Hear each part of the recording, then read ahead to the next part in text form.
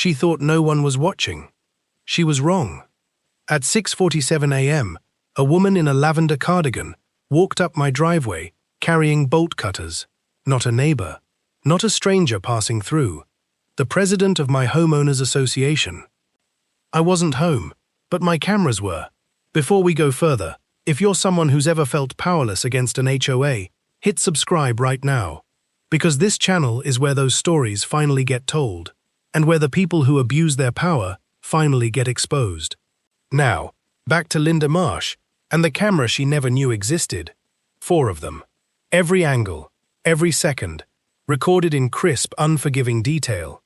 She didn't know about the one hidden in the birdhouse.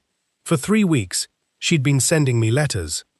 Fines for offense, ½ an inch, over some invisible line in the HOA handbook. I ignored them. I had the property survey. I had the original permit. I had, I thought, the truth on my side. Turns out, some people don't care about truth. They care about control. That morning, she didn't come to talk. She came to act. The footage shows her kneeling at my gate, working the cutters into my brand new lock, the one I'd installed just 4 days earlier, after noticing someone had been tampering with my property in the middle of the night. She had no idea that lock was the least of what she was about to lose, because what happened next wasn't just caught on camera. It was about to become the most watched HOA scandal this town had ever seen. And she still doesn't know I have all of it, time-stamped, backed up, and ready. This is the story of how one woman's obsession with power ended with her own signature on her downfall. And it starts with a single click of bolt cutters snapping shut. The lock hit the ground with a metallic snap. That sound, I've listened to it back more times than I can count, because in that same second, something else happened that she never expected. My camera sent a push notification straight to my phone. I was 3 miles away, sitting in a dentist's waiting room, when my screen lit up. Motion detected. Front gate. I almost ignored it. Almost. But something told me to look. And there she was. HOA President Linda Marsh, a woman who'd lived in this neighborhood for 22 years, who chaired the beautification committee, who once gave a speech about respecting our shared spaces, crouched at my fence like she was breaking into a bank vault. My hands went cold. I wasn't angry yet. I was something else. Focused. Because here's what Linda didn't know. 3 weeks earlier, after finding my mailbox flag bent and my flower beds trampled, I'd quietly upgraded my entire security system. Not just cameras, cloud backup, motion-triggered recording, even audio. Every word she muttered while cutting that lock, recorded. And she said something under her breath, right before she pushed my gate open and stepped onto my property. Something that had nothing to do with fences. Something that would later explain everything. Why she'd targeted me specifically. Why the fines had escalated so fast.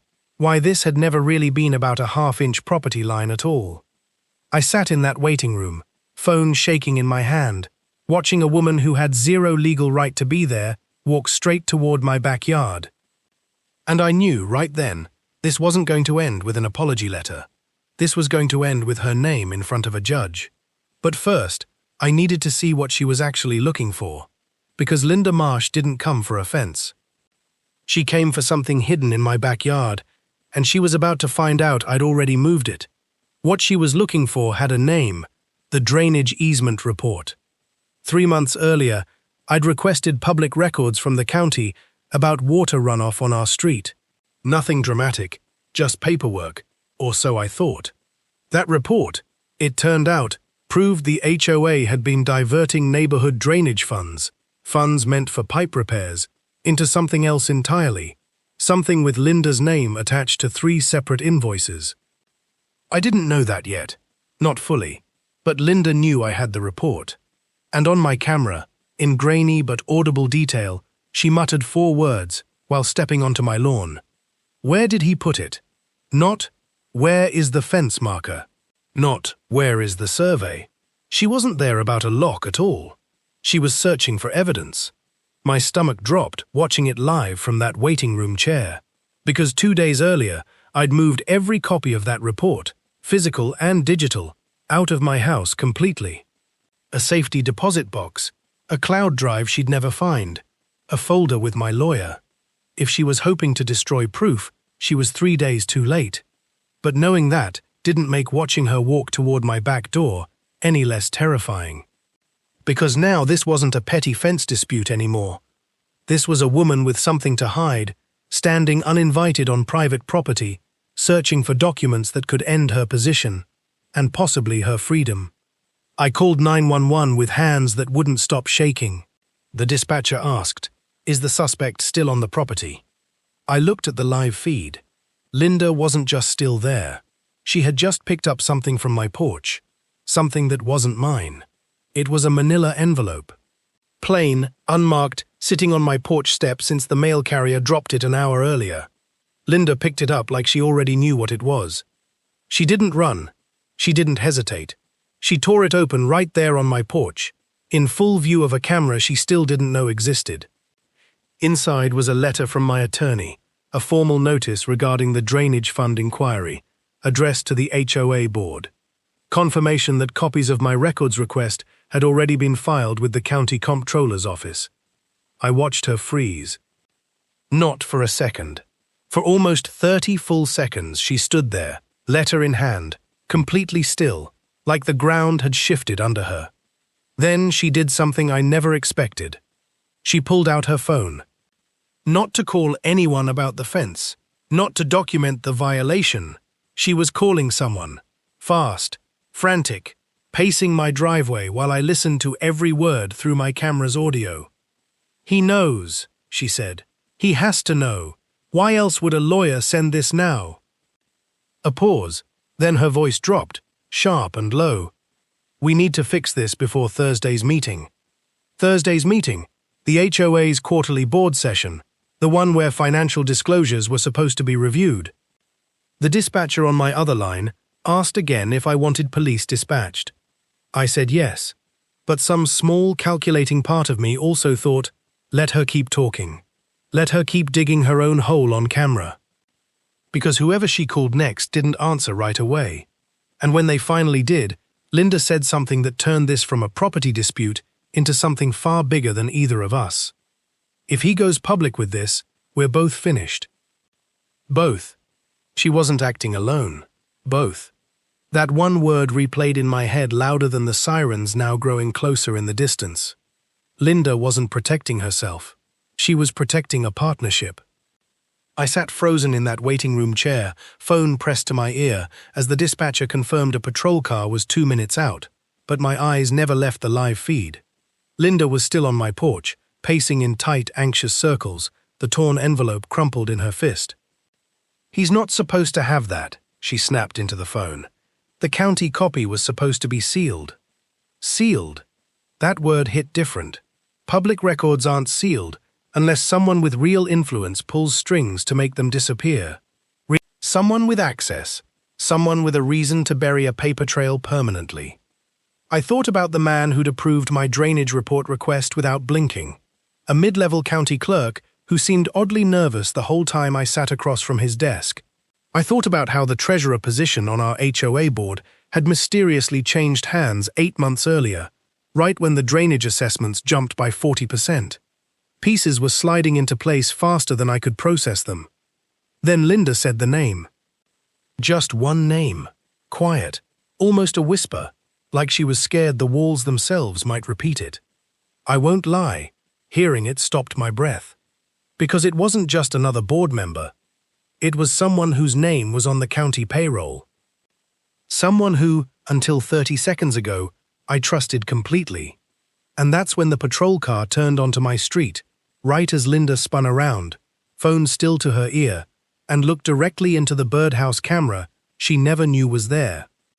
For the first time, she realized she'd been watched the entire time. Her face changed the instant she saw it. That small, dark lens tucked inside the birdhouse, the one detail she never accounted for, and I watched her entire posture shift from panic to something colder, calculated. She ended the call immediately. No goodbye, just silence. Then she did something that still gives me chills when I think about it. She smiled. Not a nervous smile, a practiced one.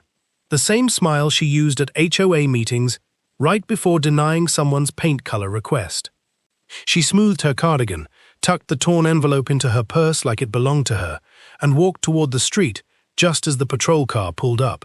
She got there first. By the time the officer stepped out, Linda was already talking, calm, composed, gesturing toward my fence like she was the victim. "I was simply addressing a documented violation," I heard her say. "This homeowner has been uncooperative for weeks." My blood went hot. She was rewriting the entire story in real time, and she was good at it, practiced, convincing. I nearly panicked, nearly believed, for one sick second, that the footage wouldn't matter, that a woman with 22 years of neighborhood credibility could talk her way out of anything. Then I remembered something. The live stream backup. Not just recorded, streamed, live, to a private cloud server, the second motion triggered, untouched, unedited, time-stamped down to the millisecond, including her name on that phone call, including the word sealed, including the name she never meant to say out loud. I pulled into my driveway 6 minutes later, phone in hand, footage already loading. The officer turned to me and asked the question that would change everything. "Sir, do you have security cameras on this property?" I looked straight at Linda. Her practiced smile finally cracked. "Yes," I said, "and you're going to want to see all of it. If this story kept you hooked, make sure you're subscribed, because next HOA story might just be the craziest one yet." The officer watched the footage twice. Not because he doubted it, because he couldn't quite believe what he was seeing the first time through. Bolt cutters, trespassing, the torn envelope, the phone call, the word sealed, and finally, the name, spoken clear as day, now permanently logged into a police report. Linda's practiced calm didn't survive the second viewing. I watched 22 years of neighborhood authority crumble in real time, right there on my driveway, in front of the same board members who pulled up moments later after someone tipped them off. What came out over the following weeks moved faster than anyone expected. The county clerk she'd called was suspended within days, under investigation, for tampering with public drainage records. The sealed report turned out to be anything but. My copy became the centerpiece of a financial audit that exposed nearly $180,000 in misdirected HOA funds, funneled through inflated maintenance contracts over 3 years. Linda didn't just lose her position, she was formally removed from the board, hit with criminal trespassing charges, and named in a civil suit alongside 2 other officials. The fence violation? Dismissed. There never was one. The half-inch discrepancy she'd cited didn't exist anywhere in my survey because she'd invented it, hoping fear and fines would make me back down before I ever requested those records. She underestimated one thing. She thought a fence lock was the only thing standing between her and my property. She never noticed the birdhouse. These days, our HOA has new leadership, transparent financial reporting, and, fittingly, a much stricter policy about board members entering private property without consent. And me? I still have that lock, cut clean in half. It sits on my desk now, a reminder that sometimes the smallest, quietest cameras catch the loudest truths. If you've ever dealt with an HOA that crossed the line, tell me your story in the comments. Because trust me, mine wasn't even the craziest one I've heard.